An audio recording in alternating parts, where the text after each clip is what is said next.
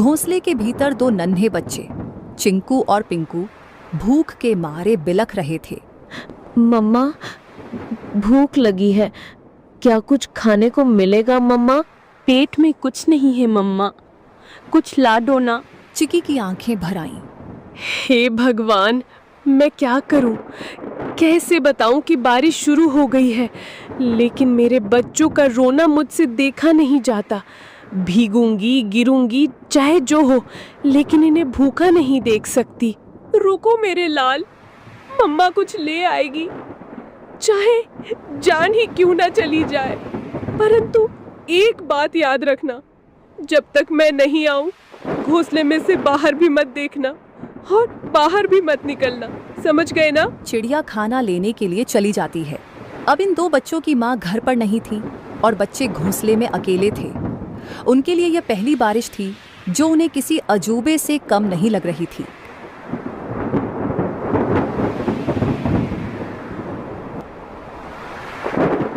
चिंकू बार बार गर्दन बाहर निकालकर देख रहा था। अरे ओ पिंकू, सुन रे, ये क्या चीज ऊपर से टपक टपक गिर रही है? कोई रो रहा है क्या? पिंकू घोंसले के कोने में दुबक कर बैठा था। अबे मूर्ख, रोने की आवाज नहीं है ये, बारिश है बारिश, आसमान बरस रहा है। पर ये आवाज कितनी डरावनी है। और पानी, इतना सारा पानी कहाँ से आता है रे? मत देख बाहर, मम्मा ने कहा था बिजली चमकी तो घोंसले समेत भस्म हो जाओगे। चिंकू सहम गया। हवा के साथ पानी की बौछारें घोंसले तक पहुंचने लगी थी। दोनों भीगने लगे। मम्मा कब आएगी पिंकू? भूख लग रही है यार, और डर भी। पिंकू कुछ नहीं बोला। उसकी आंखों में चिंता थी।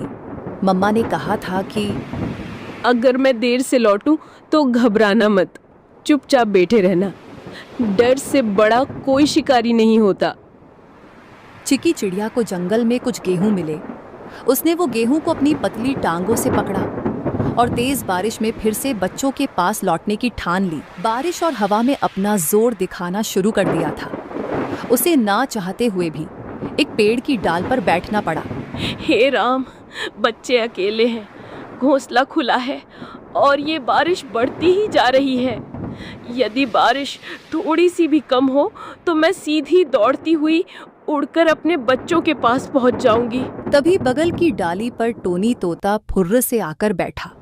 अरे टुनी बहन, तू यहाँ क्या कर रही है इस तूफानी बारिश में? तुझे होश भी है कि बच्चे अकेले हैं?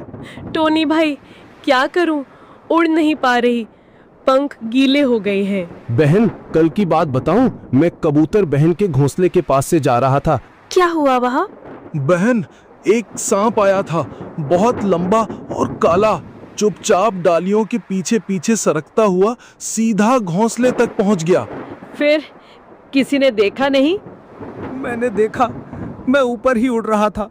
जब देखा कि सांप कबूतर के बच्चों के ऊपर झपटा, मैं चीखा जोर से, सांप सांप।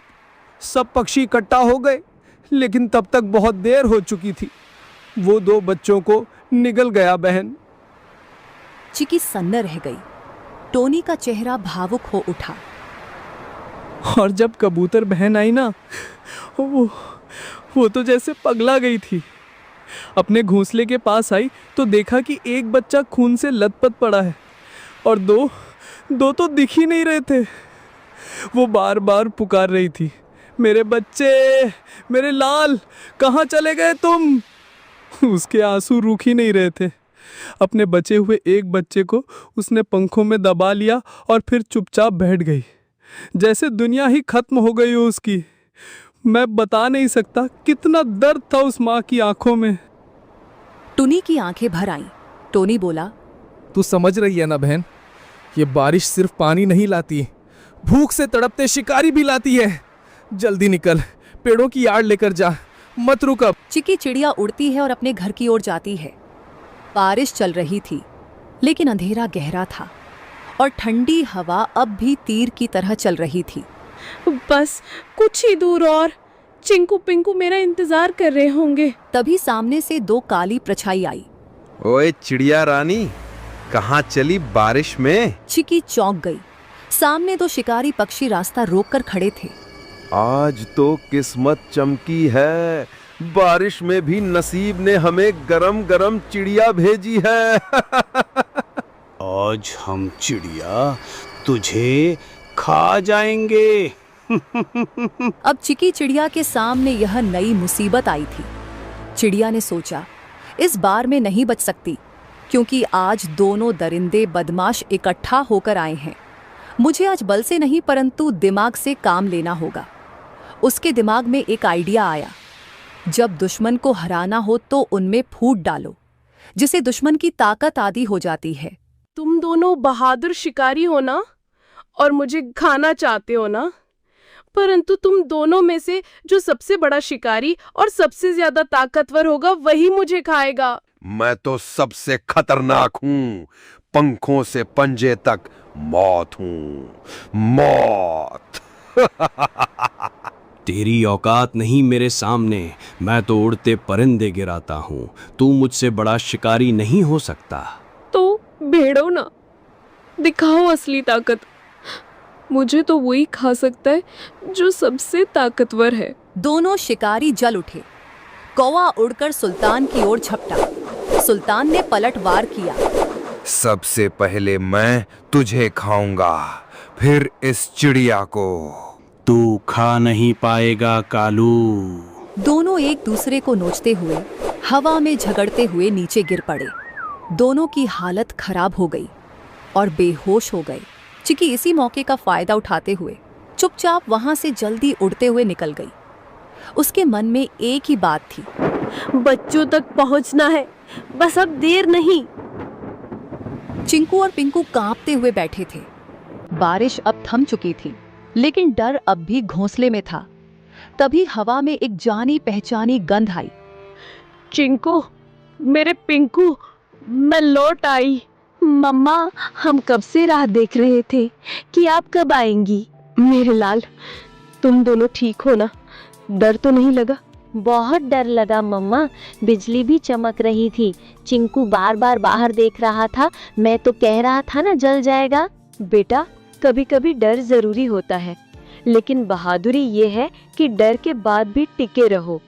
तुम दोनों ने बहादुरी दिखाई। पंखों में छुपाए हुए गेहूं को निकालकर मजेदार खाना बनाया और बच्चों को दिया।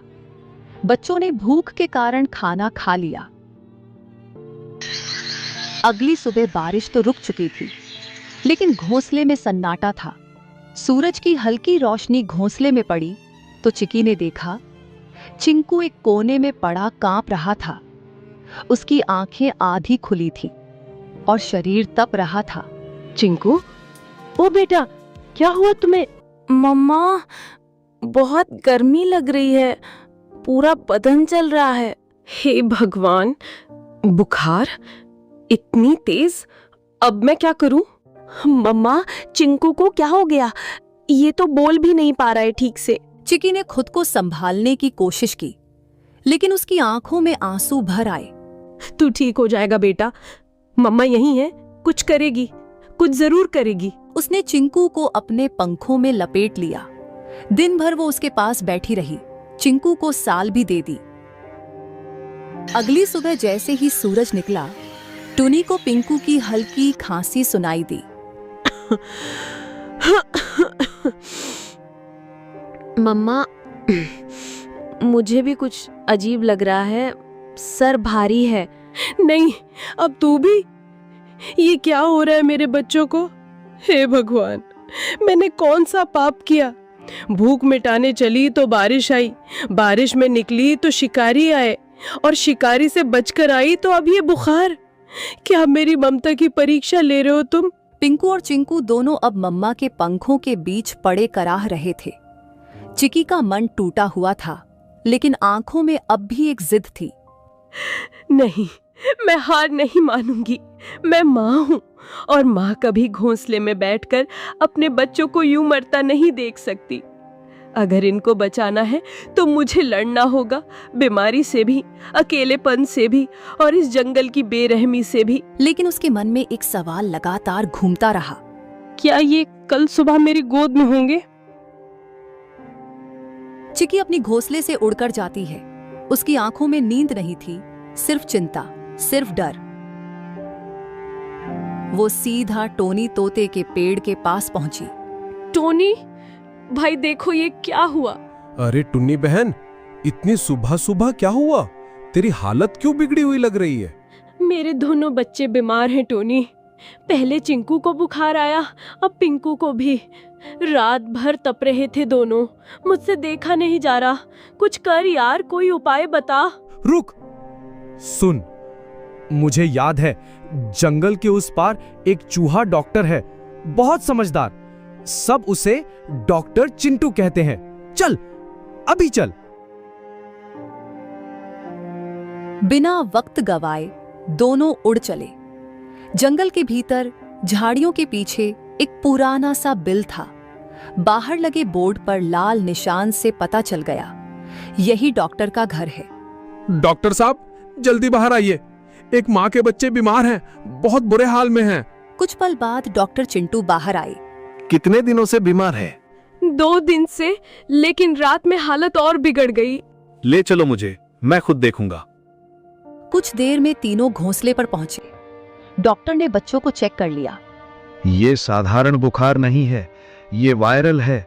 बच्चों के शरीर में लड़ने की ताकत नहीं बची है।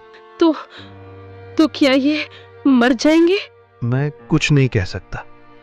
मैं दवा दूंगा, अगर ऊपर वाले ने चाहा तो बच जाएंगे, पर मैं कोई गारंटी नहीं देता। तुम तो डॉक्टर हो, तुम्हारे पास उम्मीद होनी चाहिए।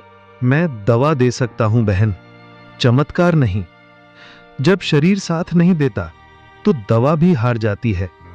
अब ये तेरी ममता और भगवान की मर्जी पर है। चिकी जानती थी अब उसके हाथ में कुछ नहीं बचा था। वो निकल पड़ी एक उम्मीद में। वो जा रही थी उस पेड़ की ओर जो जंगल के बीच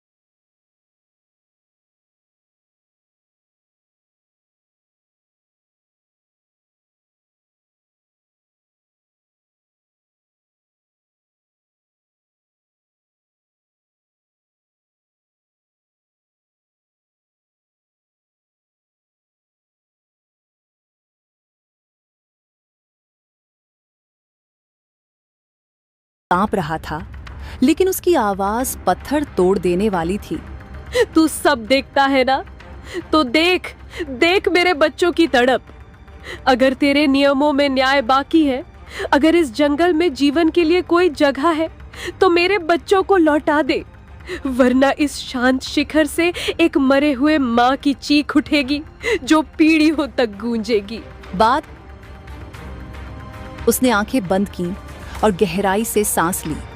हे ब्रह्मांड, मैं तुझसे मांगने नहीं आई, मैं तेरे आगे झोली नहीं फैला रही, मैं तुझसे लड़ने आई हूँ अपने बच्चों के लिए। उसकी आवाज जंगल में गूंज उठी। मैं एक चिड़िया हूँ, हाँ मामूली, पर मेरी ममता मामूली नहीं। तूने मुझे पंख दिए हैं, लेकिन आज मैं उनसे आसमान नहीं, तुझसे जवाब मांग रही हूँ। क्यों मेरे बच्चों को तूने इस बुखार की आग में झोंका? तू ही बता। उसने आकाश की ओर देखा। उसका शरीर कांप रहा था, लेकिन उसकी आवाज पत्थर तोड़ देने वाली थी। तू सब देखता है ना, तो देख देख मेरे बच्चों की तड़प। अगर तेरे नियमों में न्याय बाकी है, अगर इस जंगल में जीवन के लिए कोई जगह है, तो मेरे बच्चों को लौटा दे, वरना इस शांत शिखर से एक मरे हुए माँ की चीख उठेगी जो पीढ़ियों तक गूंजेगी। बाद में चिकी जिस पेड़ पर बैठी हुई थी, वह पेड़ बोलने लगा। जाओ, अब देखो। वो उड़कर घोंसले की ओर लौटी। उसका दिल डूब रहा था, लेकिन उस डूब में एक अजीब सी शांति थी। जैसे प्रकृति ने जवाब दे दिया हो।